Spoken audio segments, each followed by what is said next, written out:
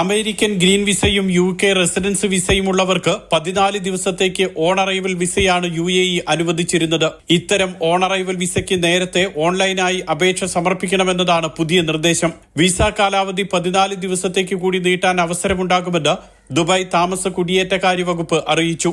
അർഹരായ ഇന്ത്യക്കാർക്ക് നേരത്തെ വിമാനത്താവളങ്ങളിൽ നിന്ന് വിസ ഓൺ അറൈവൽ അനുവദിച്ചിരുന്നു. എമിഗ്രേഷൻ കൗണ്ടറിൽ വെച്ച് തന്നെ സ്റ്റാമ്പ് ചെയ്തു നൽകുകയായിരുന്നു പതിവ്. പുതിയ തീരുമാനമനുസരിച്ച് വിസ ഓൺ അറൈവൽ സംവിധാനം ഉപയോഗിക്കണമെങ്കിൽ ഓൺലൈനായി അപേക്ഷ സമർപ്പിക്കണം. പാസ്പോർട്ട്, യാത്രാരേഖകൾ, അമേരിക്കയിലെ ഗ്രീൻ കാർഡ് അല്ലെങ്കിൽ യൂറോപ്യൻ രാജ്യങ്ങളിൽ ഏതെങ്കിലും ഒന്നിന്റെ റെസിഡൻസ് വിസ, ഫോട്ടോ എന്നിവ സഹിതമാണ് ഓൺലൈനായി അപേക്ഷ സമർപ്പിക്കേണ്ടത്. GDRFയുടെ ഔദ്യോഗിക വെബ്സൈറ്റ് വഴിയാണ് അപേക്ഷിക്കേണ്ടത്. ഇതിന് 253 ദിർഹം ഫീസായി നൽകണം. രേഖകൾ പരിശോധിച്ച ശേഷം 48 മണിക്കൂറിനകം വിസ ഇമെയിലിൽ ലഭിക്കും.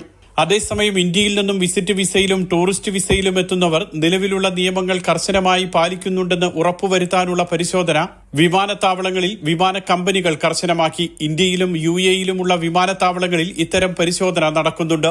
തിരിച്ചു പോകാനുള്ള വിമാന ടിക്കറ്റ്, UAEയിൽ കഴിയുമ്പോൾ ചെലവിടാനുള്ള പണം, ഹോട്ടൽ ബുക്കിംഗ് അഥവാ താമസരേഖ എന്നിവയെല്ലാമാണ് പരിശോധിക്കുന്നത്. കൃത്യമായ രേഖകളില്ലാത്തതിനാൽ പലരുടെയും യാത്ര കഴിഞ്ഞ ദിവസങ്ങളിൽ മുടങ്ങിയിരുന്നു. Mathrubhumi news, Dubai.